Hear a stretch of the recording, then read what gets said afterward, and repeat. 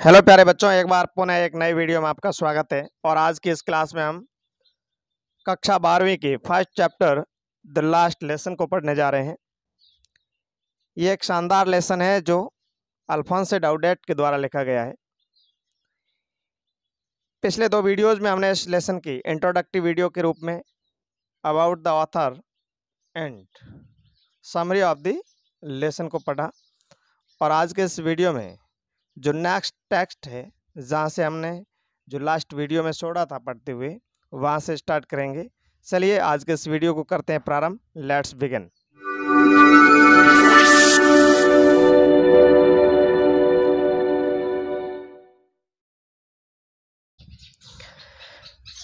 पिछले वीडियो में हमने पढ़ा I had to open the door and go to before everybody.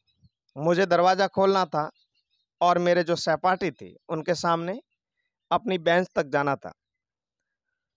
You can imagine how I blushed and how frightened I was.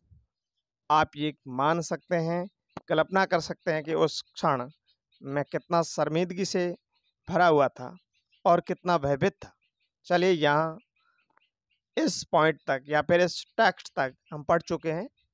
आगे हम प्रारंभ करते हैं।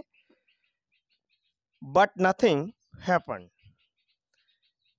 क्लास इतनी शांत थी, स्टिल थी कि कुछ भी घटित नहीं हुआ जैसा कि यूजुअली होता था। M Hamel saw me and said very kindly। मेरे सर ने मुझे देखा और बड़ी दयालुता से कहा, go to your place quickly little friends. छोटे फ्रेंड्स, जल्दी ही अपने स्थान पर चले जाओ। We were beginning without you. हम आज के इस लेसन को तेरे बिना ही प्रारंभ करने वाले थे। आई jumped over the bench and sat down at my desk. इतना कहते ही मैं वहाँ से उछला और सीधे अपने बेंच पर जाके बैठ गया। चलिए इस पैरा में जो डिफिकल्ट वर्ड है उनको देख लेते हैं। इस पैरा की अगर बात करें, हैपेंड घटित होना, काइंडली दयालुता से भरा हुआ, क्विकली जल्दी ही, और जो लिटिल फ्रेंड्स है ये हमारा जो सेकंड कैरेक्टर है, छोटा स्टूडेंट। और जम्प्ड ओवर उछल कर बैठना या किसी वस्तु के ऊपर से छलांग मारना।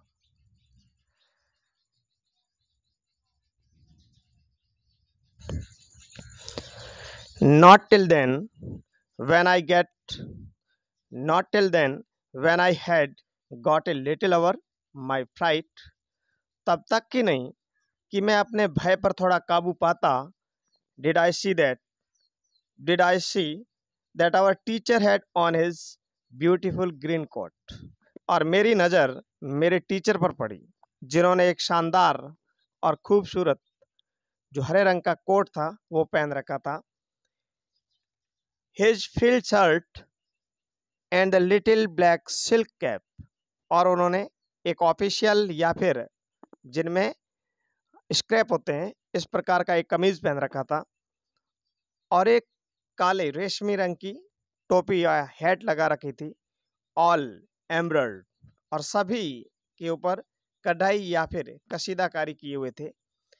That he never wore except on inspection and prize days. इस प्रकार के कपड़े मैंने मेरे सर को कभी पहनते हुए नहीं देखा। हाँ, कुछ इवेंट्स या फिर घटनाएं हुआ करती थी जब या तो फिर कभी स्कूल में इंस्पेक्शन हो या फिर कोई प्राइज डेज या फिर प्राइज डिस्ट्रीब्यूशन फंक्शन हो, तब पहना करते थे। चलिए इस पैरा के डिफिकल्ट जो मीनिंग है उनको देख लेते हैं। ब्यूटीफुल सुंदर, फ्रिल्ड जिसमें चौकेरे या फिर धारियां स्क्रैप होते हैं इस प्रकार का एक डिजाइनदार कमीज। एम्ब्रॉयड का अर्थ होता है कशीदाकारी या फिर कढ़ाई किए हुए वस्त्र। एक्सेप्ट सिवाय, इंस्पेक्शन जांच पड़ताल, और प्राइज डेज पुरस्कार वितरण के दिन।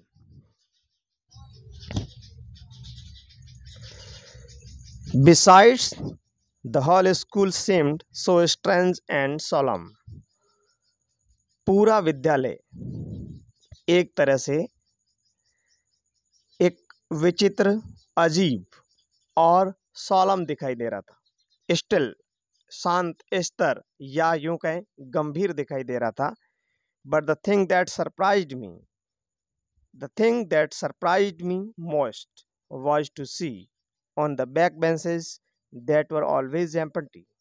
और सबसे आश्चर्य और सरप्राइज करने वाली जो थिंग थी मेरे लिए, हमेशा क्या हुआ करता था, क्लास की जो लास्ट बेंच होती वो हमेशा एम्प्टी होती थी, खाली हुआ करती थी। तो आज क्या है, the village people sitting quietly like ourselves. जो लास्ट बेंचेस थी वहाँ पर गांव के लोग शांत, जैसे कि उन्हें अपनी मर्जी से आकर वो बैठ गए हैं। गांव के लोग बैठे थे। ओल्ड हॉसर, जिसमें ओल्ड हॉसर भी थे, विथ हिज 3 कॉर्नर्ड हैट, जिन्होंने 3 कोने की एक हैट लगा रखी थी। द फॉर्मर मेयर, जो भूतपूर्व मेयर थे वहाँ के, वो भी उस टाउन के बैठे थे। The former postmaster and the several others besides, और इनके अतिरिक्त और भी अन्य लोग बैठे थे। चलिए इस पैरा की डिफिकल्ट मीनिंग को देख लेते हैं। बिसाइड्स, एडिशनल टू, यानी अतिरिक्त। सीम्ड, प्रतीत होना। सोलम, गंभीर या फिर स्थिर। सरप्राइज्ड, आश्चर्यचकित होना। और मेयर, जैसे हम महापौर कहते हैं।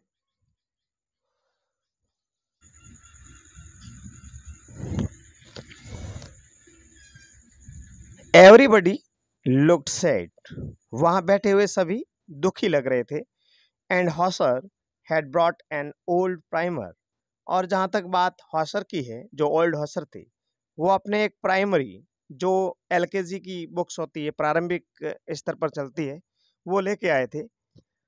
थम्ड एट द एजेस, और किताब की जो पेज थी, उनके जो किनारे थे, वहाँ पर थम्ड, जो अंगूठों के निशान थे, पलटने के जो निशान थे, वो बने हुए थे। And he held it open on his knees with his great spectacles lying across the pages, और इस किताब को दोनों हाथों से पकड़कर अपने घुटनों के बीच में रखी हुई थी, और बड़े ध्यान से अपने इन स्पेक्टेकल में से इन पेजों को निहार रहे थे, देख रहे थे। चलिए इस पैरा की डिफिकल्ट मीनिंग को देख लेते हैं। एवरीबडी मिस, प्रत्येक। ब्रॉट मिस, लाना। थम्ड, यहाँ पर अंगूठों के निशान। एजेस, किनारे। और स्पेक्टेकल्स, चश्मा या फिर goggles. While I was wondering about it all, और इस समय या इस दौरान मैं इन पूरे घटनाक्रम के बारे में विचार कर रहा था। M Hemal mounted his chair, और उसी समय एम हेमल अपनी जो चेयर थी उन पर माउंट हुए। माउंट होने मतलब माउंट मीन्स बैठना, या फिर चढ़ाई होती है माउंट के लिए। And in the same grave and gentle tone which he had used to me, और उन्होंने बड़ी गंभीर और विनम्र एक लय या भाव से, जैसा कि वो मेरे से बातचीत किया करते थे, said, और कहा, My children, this is the last lesson I shall give you.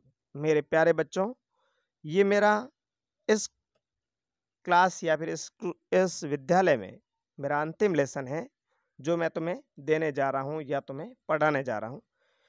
The order has come from Berlin to teach only German in the schools of Alsace and Lorraine, और बर्लिन से, जर्मनी से एक आदेश आया है कि इन 2 जिलों, खासतौर से अल्सेस और लॉरेन जो है, इनकी जो भी स्कूल्स है, वहाँ पर अब जर्मन पढ़ाई जाएगी, फ्रांस नहीं। The new master comes tomorrow, और जो नए अध्यापक है वो कल आ जाएंगे।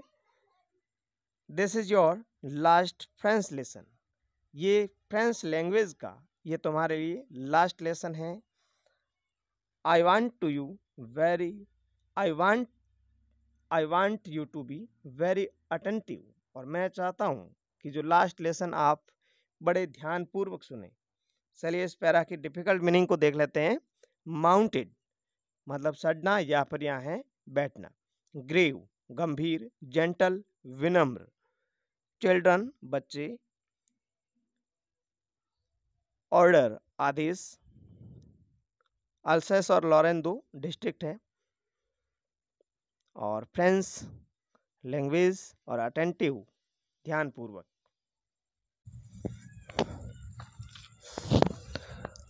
What a thunderclap these words were to me। जिस प्रकार मेरे टीचर ने मुझे कहा कि ये फ्रेंच लैंग्वेज का लास्ट लेसन है, तो उनके ये शब्द मेरे लिए एक बिजली की जो कड़कड़ाहट होती है उस तरह कानों में गूंजे। Oh, the Rances, that was what they had put up at the town hall। इन दुष्टों ने, जो कि मैंने टाउन हॉल के जो बुलेटिन बोर्ड था वहां पर जो आदेश था वो इन दुष्टों ने ही निकाला है। यहाँ जो रेसेस आया है ये दुष्ट वर्ड बर्लिन या फिर जर्मन थे उनके लिए। माई लास्ट फ्रेंच लेसन, क्या मेरा ये फ्रेंच लैंग्वेज का लास्ट लेसन है? वाई क्यों? I hardly knew how to write, मुझे तो अभी तक इस लैंग्वेज में लिखना भी मुश्किल से आ रहा है।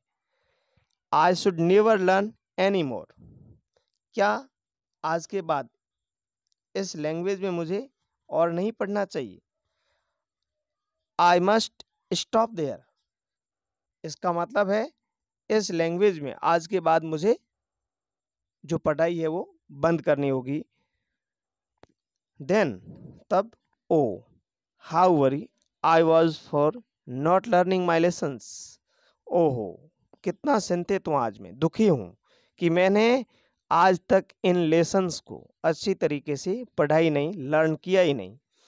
फॉर शेकिंग बर्ड्स एग्स और गोइंग स्लाइडिंग ऑन द सार, मैं इन लेसन को पढ़ने के बजाय अन्य कामों में व्यस्त रहता था, जैसे कि पक्षियों के अंडों को कलेक्ट करना हो या फिर जो सार जगह थी वहाँ पर स्लाइडिंग करनी हो। My books that had seemed such a nonsense a while ago, ये किताबें जो आज मेरे पास है कुछ ही क्षण पहले मेरे को मूर्खता भरी लगी थी। सो हैवी टू कैरी, और इतनी भारी कि इनको विद्यालय लाने में भी परेशानी होती थी। My grammar and my history of the saint, जैसा कि मेरी ग्रामर की बुक कहो या फिर संतों के जो इतिहास की पुस्तक थी वो कहो। Were old friends now that I couldn't give up, और ये मेरे जो इस क्लास के और फ्रेंड्स के जो पुराने मित्र हैं इन सब को या इन सब परिस्थितियों को मैं त्याग नहीं सकता। गिव अप मिस त्यागना। चलिए इस पैरा की डिफिकल्ट मीनिंग को देख लेते हैं। थंडर क्लैप कड़कड़ाहट, यहां पर जो पुट अप है लिखित होना या दर्शाना। मस्ट जो एक मॉडल है और बाध्यता के लिए आता है। शेकिंग खोज करना, स्लाइडिंग फिसलना, नॉनसेंस मूर्खता भरी, हिस्ट्री इतिहास, और जो सेंस संत महापुरुष, और गिव अप त्यागना। And M Hamel to the idea that he was going away, और मैं किन को मिस करूंगा? एम हेमेल को भी, जो कि मेरे टीचर है, और जो ये बात है कि आज से वो यहाँ से चले जाएंगे। That I should never see him again, और इसका मतलब ये है कि आज से मैं उन्हें नहीं देख पाऊंगा। Made me forget all about his ruler and how cranky he was, क्या उन सब बातों को मुझे यहाँ से भूलना होगा कि वो उनका जो रूलर और उनका क्रैंकी बिहेवियर था, जो एक सन की स्वभाव था। Poor man, it was in honor of this last lesson that he had put on his fine Sunday clothes बेसहारा आदमी, ये poor man are refer to M Hamel, बेसहारा आदमी। और इस लास्ट लेसन या फिर फ्रेंच लैंग्वेज को ऑनर देने के लिए संडे क्लॉथ पहन रखे हैं। And now I understood why the old man of the village were sitting there in the back of the room. और अब मुझे समझ में आया कि इस गांव के बूढ़े व्यक्ति मेरे इस क्लासरूम में लास्ट बेंच में क्यों बैठे।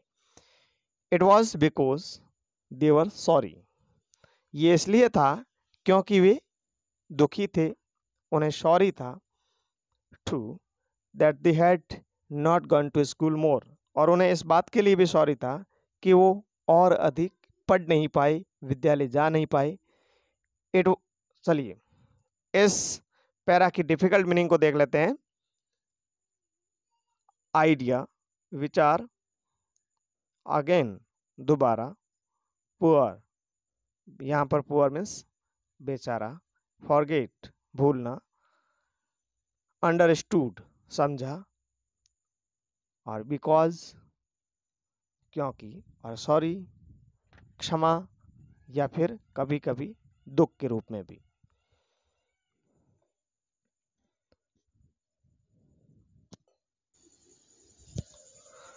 It was their way of thanking our master for his 40 years of faithful service and of showing their respect for the country that was there no more। और गांव के लोगों के द्वारा यहाँ आकर इस क्लास के लास्ट बेंच पे बैठने का मतलब ये भी था कि हमारे टीचर के द्वारा 40 वर्ष तक एक वफादारी पूर्वक दी गई सर्विस को रेस्पेक्ट करना था, सम्मान देना था, जिन्होंने अपने देश के लिए, अपनी लैंग्वेज के लिए, जो अपनी मदर टंग थी उनके लिए हमेशा बड़े फेथफुल तरीके से सर्विस दी थी, हमें पढ़ाया था। इन सब बातों को एक तरह से इस गांव के जो निवासी थे वो उन्हें रेस्पेक्ट करना चाह रहे थे, इसलिए आज इस विद्यालय में आए। Country that was theirs no more, एक ऐसा देश जिनमें उन्होंने सेवा दी जो अब उनका नहीं रहा। नो मोर मिस, वैसे नो मोर मिस यूज होता है डाइड या फिर डेड के लिए, यहाँ पर डेड कुछ है नहीं, जिनका एग्जिस्टेंस नहीं रहा, अस्तित्व नहीं रहा, उनके लिए भी नो मोर का यूज किया जाता है। चलिए इस पैरा के डिफिकल्ट मीनिंग को देख लेते हैं। थैंकिंग धन्यवाद देना, फेथफुल वफादारी, सर्विस में सेवा, शोइंग दर्शाना, रेस्पेक्ट सम्मान, और कंट्री मिस देश, नो मोर मिस नो एग्जिस्टेंस। बस आज के वीडियो में इतना ही। इस लेसन के बाकी पोर्शन को हम नेक्स्ट वीडियो में पढ़ेंगे। आपसे उम्मीद रहेगी जो भी डिफ़िकल्ट वर्ड है वो अपनी नोटबुक में एक तरह से लिख कर रखें, उनको बार बार पढ़ें, याद करें, ताकि आपको इस लेसन को समझने में सहूलियत होगी, आसानी होगी। बस thank you for watching today's lesson and have a nice day. Thanks.